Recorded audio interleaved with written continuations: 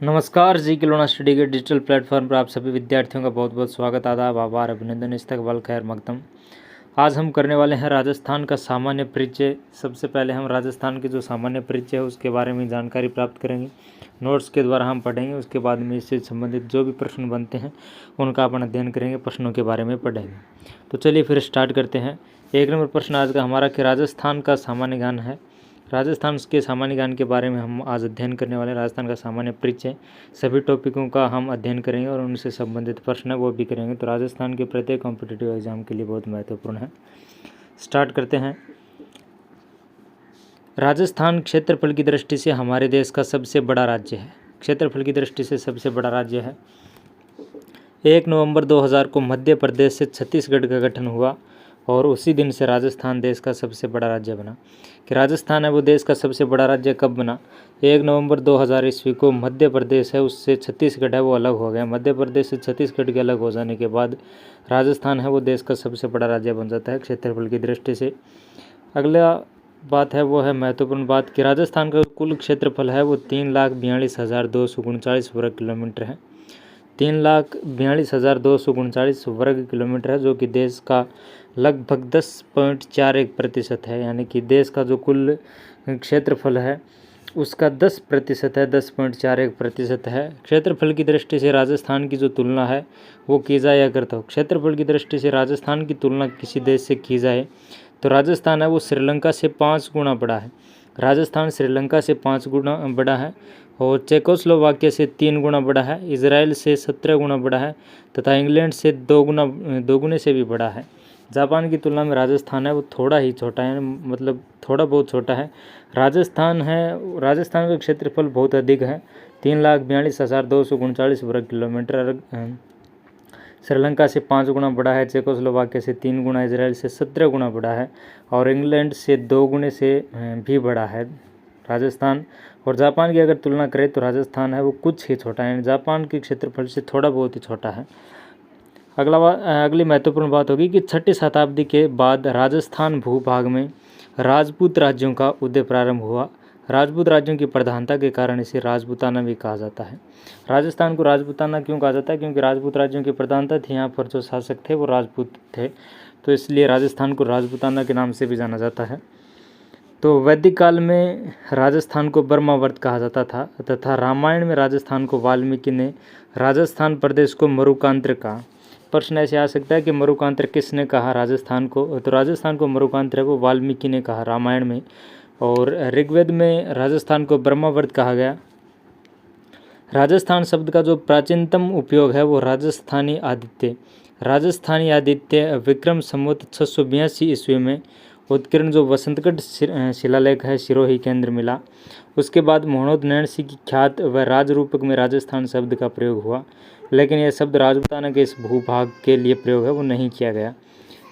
सीधी सी बात यह है कि जो राजस्थान शब्द का सर्वप्रथम प्रयोग है राजस्थानी आदित्य लिखा हुआ मिला कहाँ पर? 682 विक्रम संवत में अपन को एक शिलालेख मिला, बसंतगढ़ शिलालेख, जो कि कहाँ पर है? सिरोही में है। वहाँ पर राजस्थानी आदित्य नाम मिलता है राजस्थान का। उसके बाद में मोहम्मद नैणसी की जो ख्यात राजरूपक है, राजरूपक में राजस्थान शब्द का प्रयोग हुआ है, लेकिन यह शब्द राजपूताना के इस भूभाग के लिए प्रयोग नहीं है। मतलब राजपूताना का जो भूभाग है यानी कि राजस्थान के लिए प्रयोग नहीं किया गया, लेकिन राजस्थान शब्द का प्रयोग है वो हमें मिलता है। सन 1800 ईस्वी में आयरलैंड के निवासी जॉर्ज थॉमस जो कि आयरलैंड के रहने वाले थे, राजस्थान के इस भाग के लिए राजपूताना की संज्ञा दी। इस बात का उल्लेख विलियम फ्रैंकलिन की पुस्तक military memories of mister George Thomas में आता है। पुस्तक का नाम है military memories of mister George Thomas. George Thomas ने राजस्थान नाम दिया, राजपूताना की संज्ञा दी राजस्थान को। और 1800 ईस्वी के अंदर जॉर्ज थॉमस ने राजस्थान के इस भूभाग के लिए राजपूताना की संज्ञा दी। और इस बात का जो उल्लेख है वो विलियम फ्रैंकलिन की एक पुस्तक है military memories of the mister George Thomas. अगली बात है कि कर्नल जेम्स टोड ने इस राज्य को रायथान कहा। कर्नल जेम्स टोड ने राजस्थान को रायथान कहा क्योंकि राजस्थानी साहित्य एवं बोलचाल में राजाओं के निवास के प्रांत को रायथान कहते हैं। हमारे जो प्राचीन मतलब साहित्य में बोलचाल में राजाओं के जो निवास स्थान होता है उसको राजस्थान कहते हैं, यानी कि राजाओं का जो निवास होता है उसे अपना राजस्थान कहते हैं। क्योंकि यहाँ पर राजाओं का शासन था इसलिए राजस्थान को राजस्थान कहते हैं। और 19वीं सदी में कर्नल जेम्स टोड ने अपनी पुस्तक annuls and antiquities of Rajasthan में, कर्नल जेम्स टोड की पुस्तक annuls and antiquities of Rajasthan में राजस्थान शब्द का जो प्रयोग है वो किया गया। इस पुस्तक का जो दूसरा नाम है वो the central and western Rajput states of India है। यह प्रश्न भी कई बार पूछ लिया जाता है कि कर्नल जेम्स टोड द्वारा रचित पुस्तक जिसके अंदर राजस्थान शब्द का प्रयोग अपन को देखने को मिलता है वह पुस्तक कौन सी है, तो वह पुस्तक है एनल्स एंड एंटिक्विटीज़ ऑफ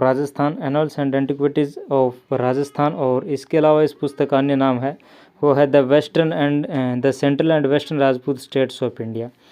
अगला जो हमारे टॉपिक रहेगा वो है कि इस पुस्तक का पहली बार हिंदी अनुवाद राजस्थान के प्रसिद्ध इतिहासकार गौरीशंकर हीराचंद ओझा ने किया।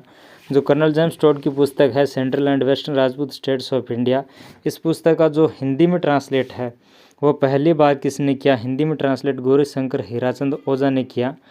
और इसे हिंदी में प्राचीन राजस्थान का विश्लेषण भी कहते हैं। हिंदी में प्राचीन जो राजस्थान है उसका विश्लेषण भी कहते हैं। जो इस ट्रांसलेट है इसको कर्नल जेम्स टोड ने 1818 से 1821 ईस्वी के मध्य में, यानी कि लगभग 3-4 साल में के मध्य मेवाड़ उदयपुर प्रांत में पॉलिटिकल एजेंट थे। उन्होंने अपने घोड़े पर बैठकर घूम घूम कर इतिहास लेखन किया था। कर्नल जेम्स टोड को घोड़े वाला बाबा के नाम से भी जाना जाता है।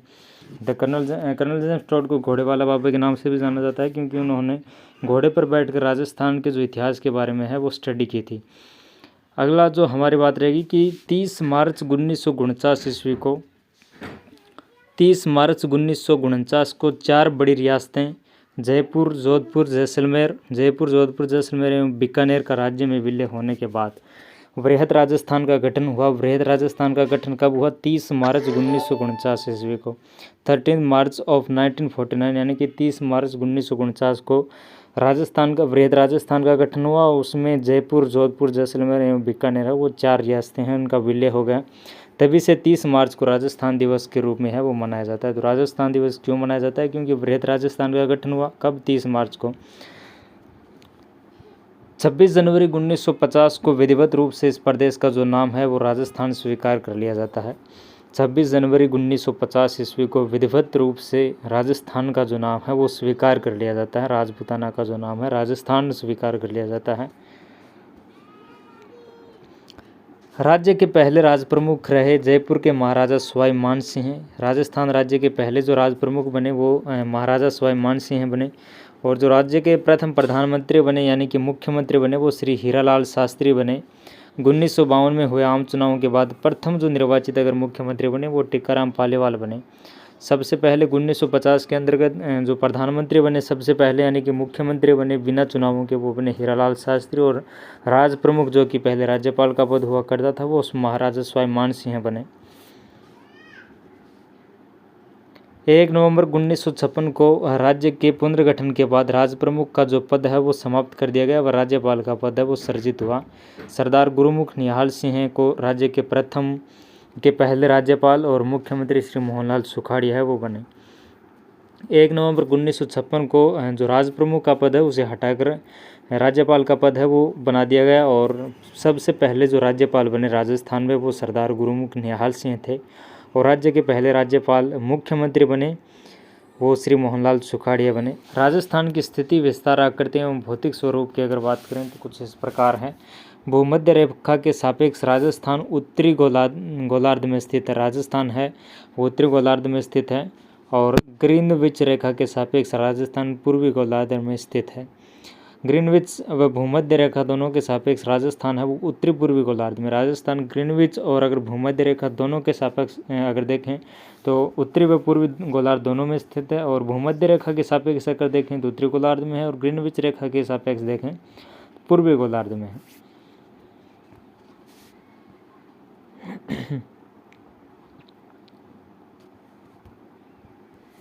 राजस्थान राज्य में उत्तर पश्चिम भाग में 23 डिग्री 3 मिनट से 30 डिग्री 12 मिनट उत्तरी अक्षांश विस्तार है, जिनका अंतर है वो 7 डिग्री 9 मिनट तथा 69 डिग्री 30 मिनट से 78 डिग्री 17 मिनट पूर्वी देशांतर विस्तार है, जिनका जो अंतर है वो 8 डिग्री 47 मिनट के मध्य स्थित है। राजस्थान का अक्षांशीय विस्तार 7 डिग्री 9 मिनट और देशांतरीय विस्तार का जो अंतराल है वो 8 डिग्री 47 मिनट है।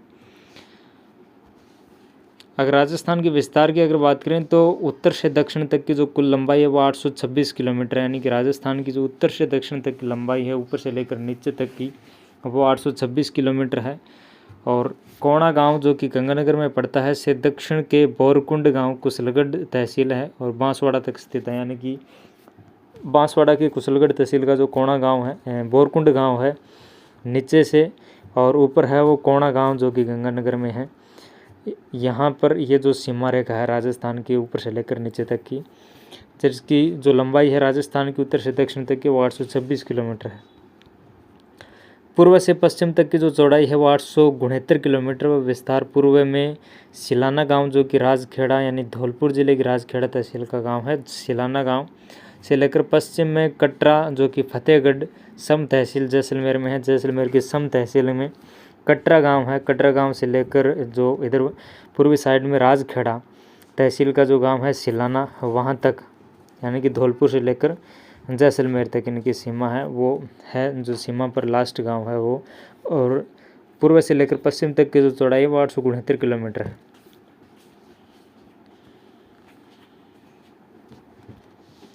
राज्य की पूर्व से पश्चिम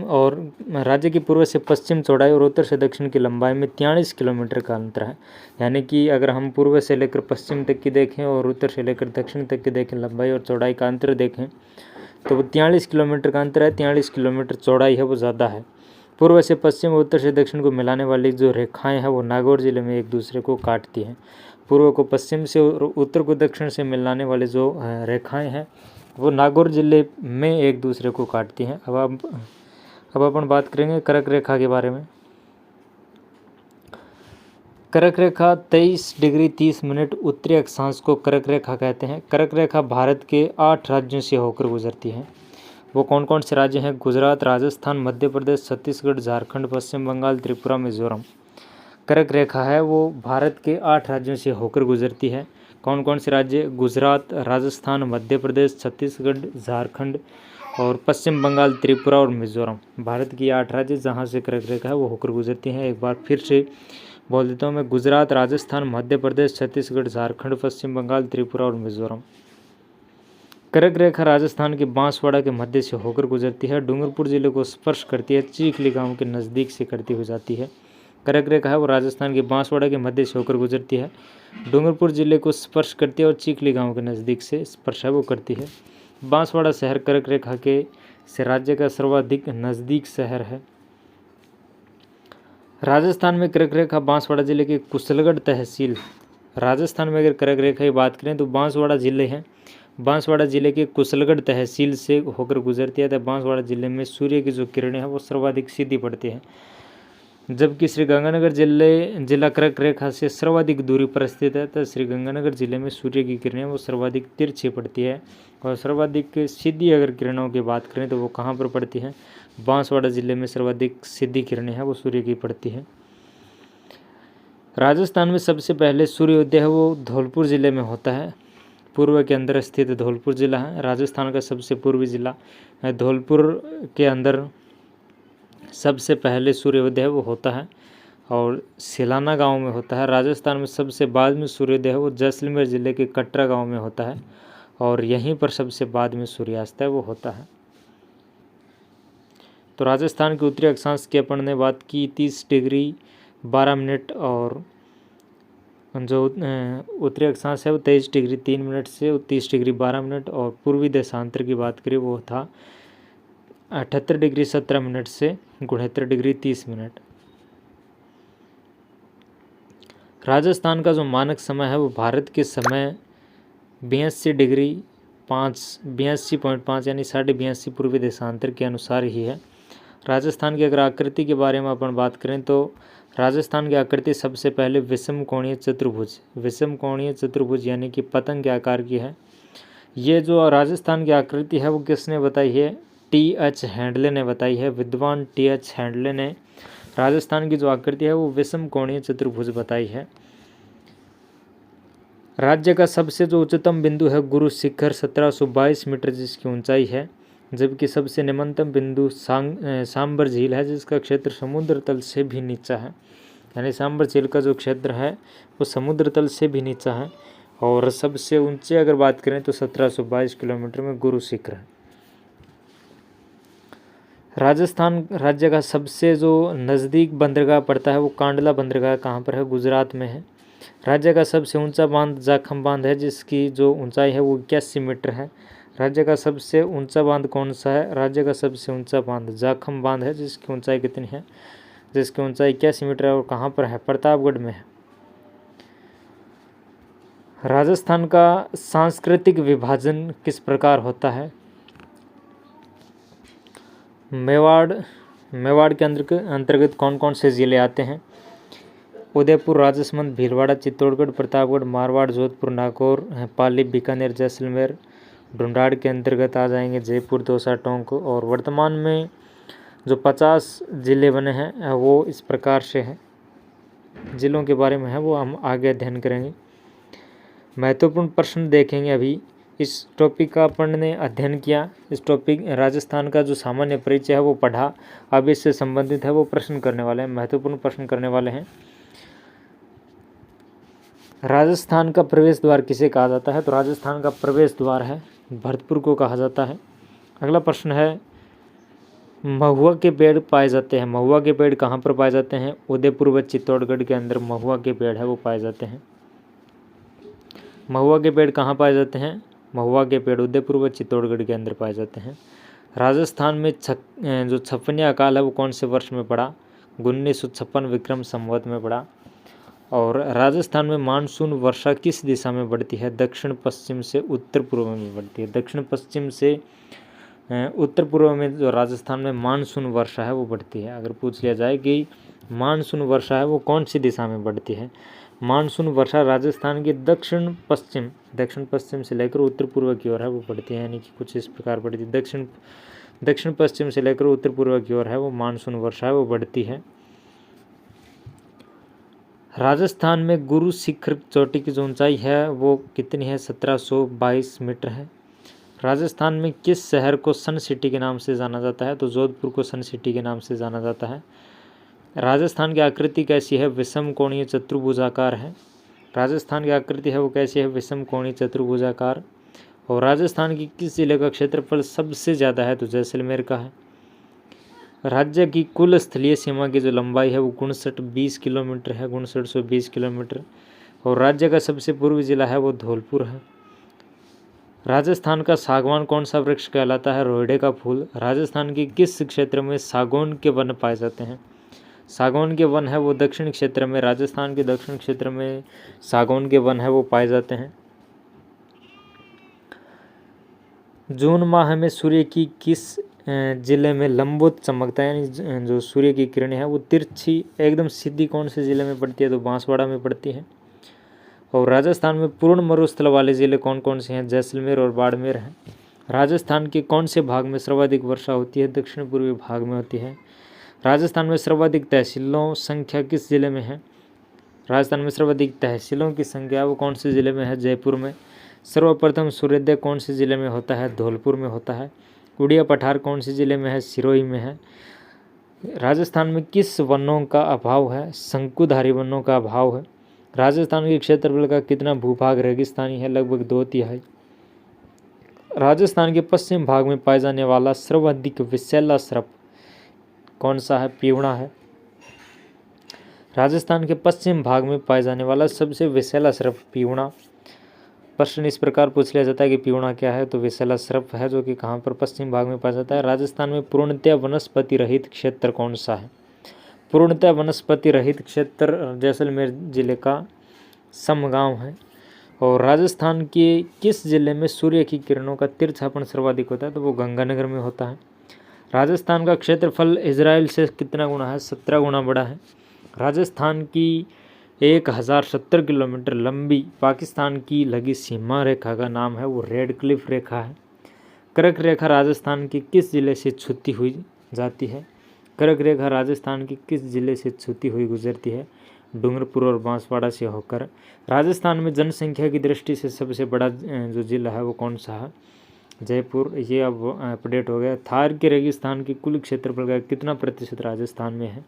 58%। राजस्थान के रेगिस्तान के विशाल लहरदार टिल्ले को क्या कहते हैं? दोहरे कहते हैं। और राजस्थान का एकमात्र जीवाश्म पार्क स्थित है, वो है अकाल गांव, जो कि कहाँ पर है? जैसलमेर के अंदर। राजस्थान का एकमात्र जीवाश्म पार्क स्थित है जो कि आकल गांव में है। आकल गांव कहाँ पर है? जैसलमेर में।